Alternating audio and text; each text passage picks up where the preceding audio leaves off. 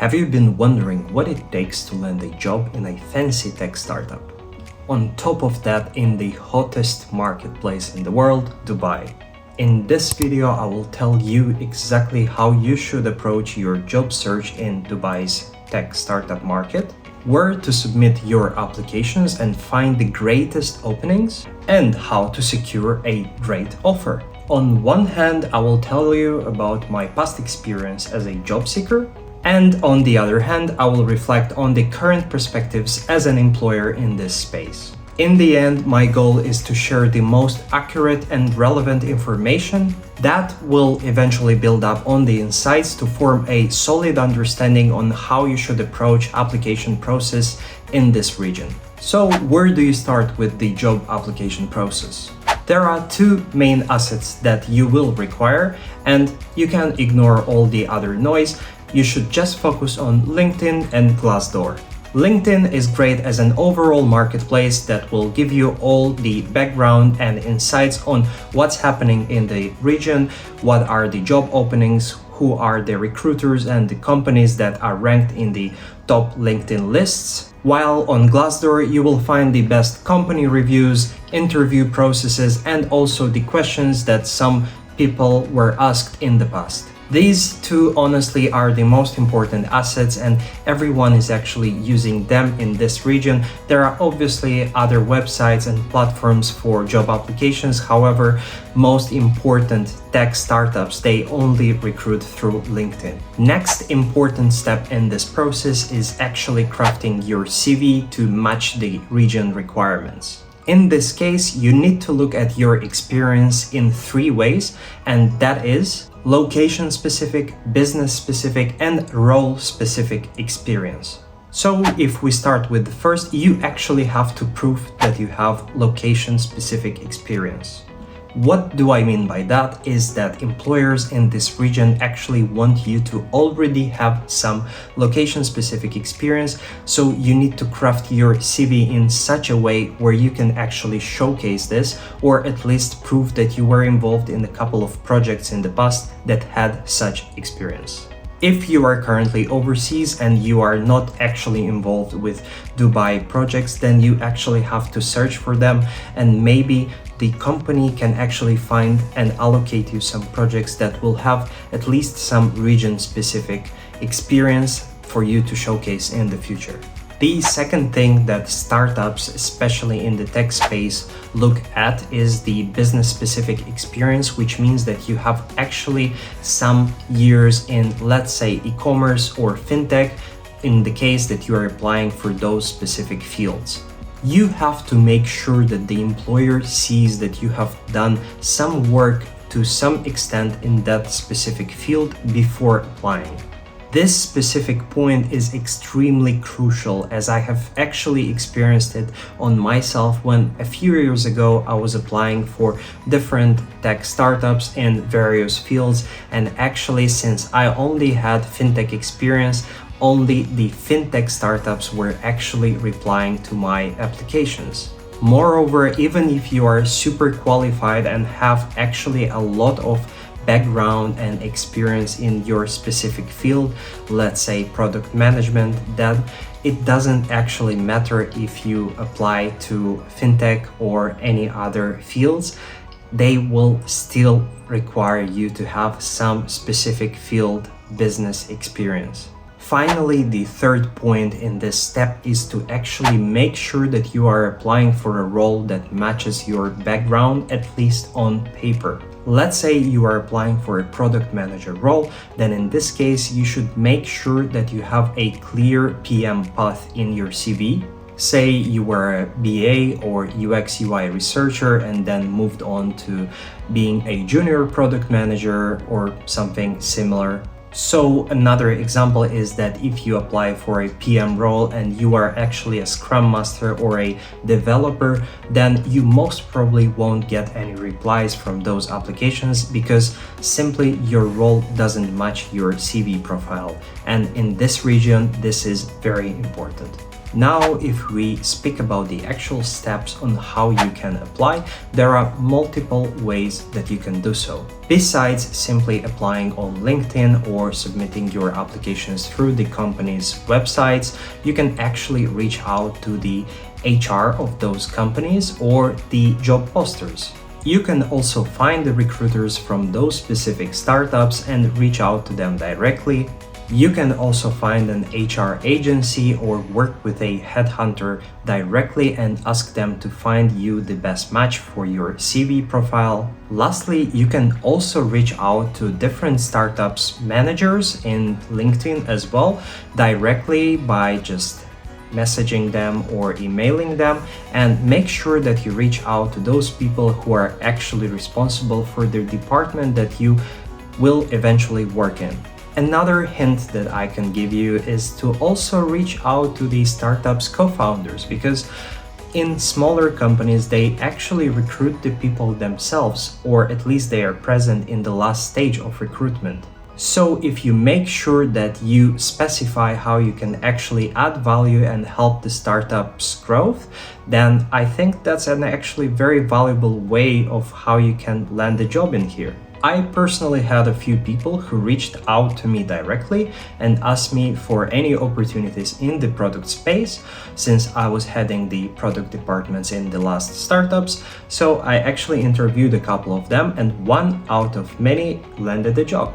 Another thing which is not really used by many people, but you can definitely benefit of it if you are based in Dubai already, or if you are in the region or even traveling here, is to actually visit the startups, because many of them, they are based in public areas and you can actually walk around, feel the vibe, and even meet some people. For example, if you are interested in fintech, you can go to DIFC, which is the financial district of Dubai, and go to specifically Fintech Hive, and you will see all the startups there. Similarly, if you want to work with bigger tech companies, you can go to Media City or Internet City, where you will see the campuses of companies such as Google or Amazon, and that's exactly where you can also network with their employees. Finally, you can just be more active and more involved into LinkedIn posting and even tagging the startups and companies and even some of their employees, and maybe someone will actually eventually notice you. Next important step in this process is the way you actually approach the interviewing process. What do I mean by that is that you actually have to understand what are the interviewing steps and make sure you ask the recruiters or HR of the companies that you're speaking with to clarify them to you in advance. You also need to understand that the tech startup scene in Dubai is highly competitive, and that means that you have to do some follow-ups as well during this process, as I personally saw that many recruiters and HR of those companies don't always follow up because they are bombarded with lots of different really good high-quality applications. Finally, you should definitely get back to the step number 1 and research the interviewing questions, tips, and anything else on Glassdoor, because the people in the region are actually pretty involved and helpful, and specifically in the tech startup space, you will find a lot of reviews on the Glassdoor website, and you will see whether the company is even worth pursuing, because there are many startups who actually eventually might fail. So you need to definitely ensure that you are interviewing also with the right company for you. The next thing that I want to touch on is how you should approach your first interview and set up the pace and the process right from the beginning. More specifically is how to actually set up the expectations clearly so that both parties are aligned. And what do I mean by that? The whole application process in the region could be very long and tedious, and that's exactly why you have to actually set up your expectations right and also grasp the understanding of the second party or the recruiter if they are actually able to match your expectations so that it makes sense for you to continue. That's why you should tell the recruiter straight away about what are your salary expectations and also the benefits package that you are looking for, and make sure they really clearly understood you. Also, make sure that the role is actually a good fit for you and that you also understand your career path and trajectory pretty clearly. By setting up the expectations in the first interview is actually super helpful for specifically you, because you won't waste time on something that in the end will actually demotivate you with a different, unexpected offer. And that specifically applies to tech startups, because there is not always enough funding, and sometimes in the end you might actually be downgraded to a unexpected salary or sum of money in terms of the benefits or equity that you haven't really looked for, and you just wasted at least a month of this application process for nothing. One other thing that will help you to actually make these expectations set up in the right way from the beginning and also help you to actually achieve them at the end is making yourself desirable to the startup.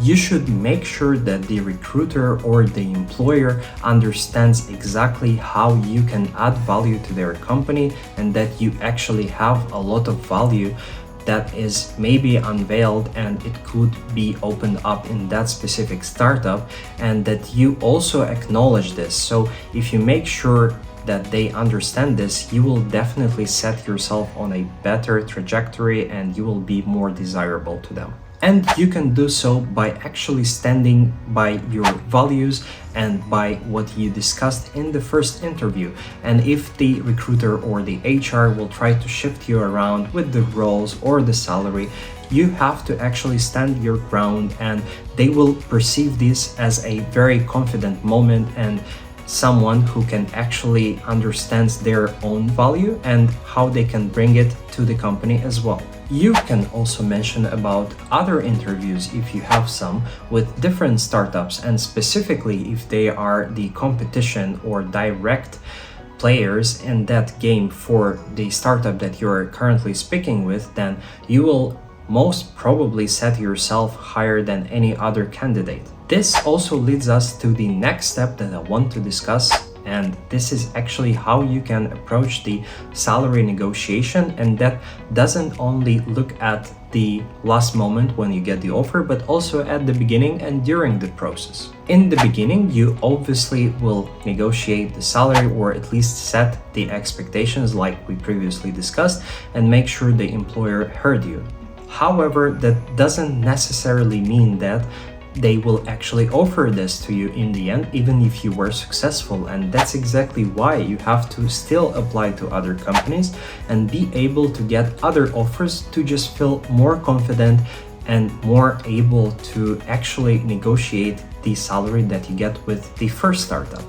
At the last stage, when you actually get the offer, you will be able to show some other proof, or at least to tell them that you are also looking at other companies that offered you the X amount of money or benefits, and the startup that you actually want to work with, if they offer you some jobs, then you will be able to negotiate it better and easier with them. So let's say you got two offers now and you don't really know which one to choose. That's why specifically in the tech startup space, especially in Dubai, you have to make sure that the company or the startup that you will be choosing has enough funding and will be able to actually match your expectations and support you. In order to understand that the startup has enough funding to sustain you and won't make you redundant at some point, first of all, you should definitely research about the company and see whether they raised some money, which are the current rounds, and if they have even any series planned for the future. You can also ask the HR or the company people for a clear strategy of your role, and if this role is actually new or is something that has been in the past and you will be able to just continue it. This moment, although it might not seem as important, it is actually very crucial for you, because there are many companies that introduce different new roles and then they understand that they actually don't necessarily require those people, and that's exactly how redundancies happen. So make sure that they have a clear strategy for your role if this is a new position, and that they will be actually able to support you and sponsor you. Finally, one last thing that I want to mention is don't fall for the equity promise pitfall. Because let's face it, equity at the beginning of a very early stage startup actually means nothing. However, the startup employees and the interviewers will make sure that you actually feel that the equity is very desirable and that you are actually privileged if you get a portion of the company. So it is true in some companies which are more grown and might even be planning an IPO. However, for very early stage startups, this is quite a pitfall. Because honestly, if you actually decide to leave that startup in, let's say 2-3 years, you might get a better offer in the region, then you know what? You will actually not be able to get any of that equity, because most probably in the contracts that you will sign, you will actually be liable to only receive that equity or use it by the time you had at least 3 to 5 years with that company. That's why I would highly suggest you to focus on your actual regular benefits, which is the salary and any other material benefits that you will get with those startups. Make sure that they satisfy your needs and they match your quality of life and any expectations that you might have from Dubai, because again, let's face it, Dubai is very expensive. And only after you have negotiated your salary and benefits package, you can actually look at the equity and how you can maximize the most of it and try to negotiate a pretty good deal for yourself. By now, I hope that you got a clear understanding of the application process and specific insights on the Dubai tech startup market.